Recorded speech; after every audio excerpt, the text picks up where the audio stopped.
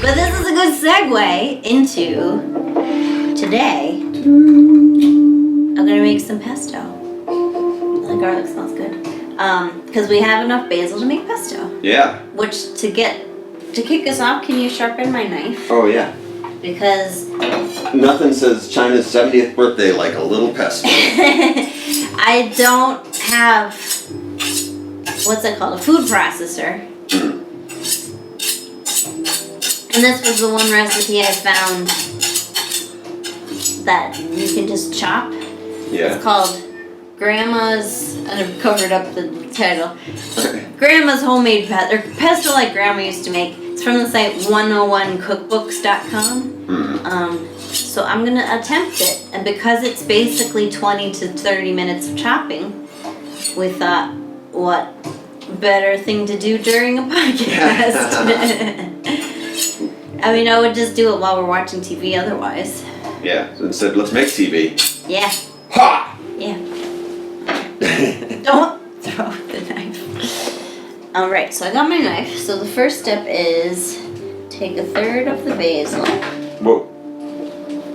And I'm going to try not to cut myself, but also to continue having interesting conversation.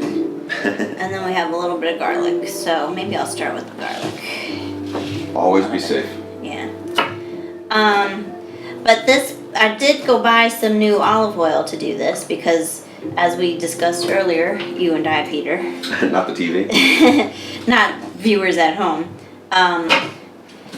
That our olive oil, I don't remember buying any since you've been home from the hospital, and that's 2 years at least. At least 2 years. So I don't remember buying it before then, so it could be 3 years. Yeah. Well, the date on it was 2017, so that was a while ago. But who knew it went bad? Well, there was a huge scandal in America. Like 10 years ago, the New York Times found that most Italian exporters of olive oil were exporting substandard, subpar oil, but Americans couldn't tell.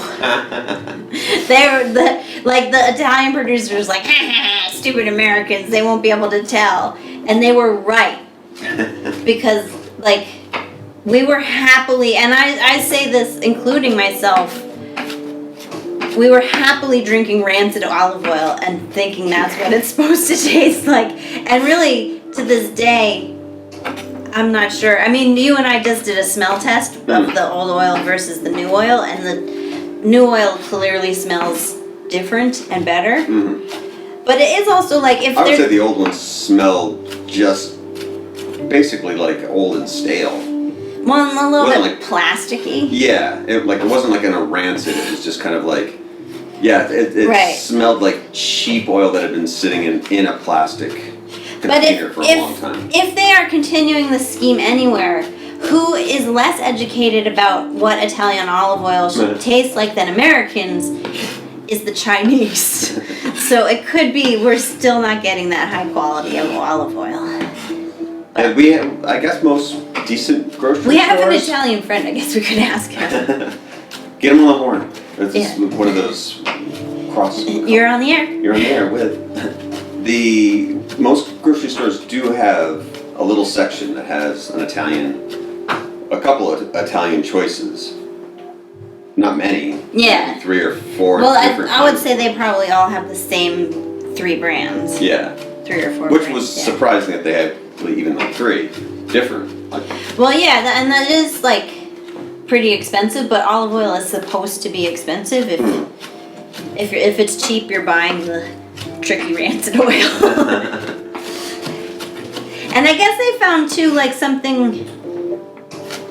This might be related to the imports. Maybe in Italy, extra virgin is a better quality, but that in America they made no difference. Is what this report found 10 years ago. So we don't trust virgins, especially extra ones. Extra, they're just so extra.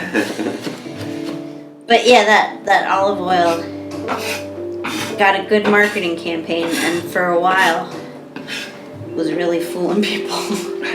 And my suspicion is still fooling people in the Chinese market. How much was the olive oil that you just bought, fresh here new?